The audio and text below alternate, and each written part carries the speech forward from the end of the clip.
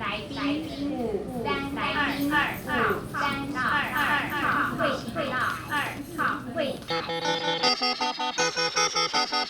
will see at each product now. We can see zombies' ugly face showing right in front of us. There are over 10 major chips inside. Let's imagine to play a game fighting zombies. In audio codec, we can hear the wind or the footsteps from the zombie. And when we try to fight back the zombie, this chip, 6-axis gyroscope and accelerometer, it detects our body motion of up and down, front and back, left and right. Touchscreen controller allows us to operate all the applications on the surface.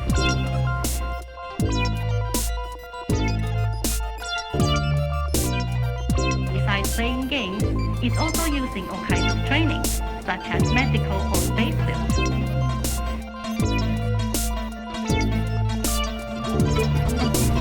A smart fridge is equipped with touchscreen and Wi-Fi functions. Using our smartphone, it's very convenient.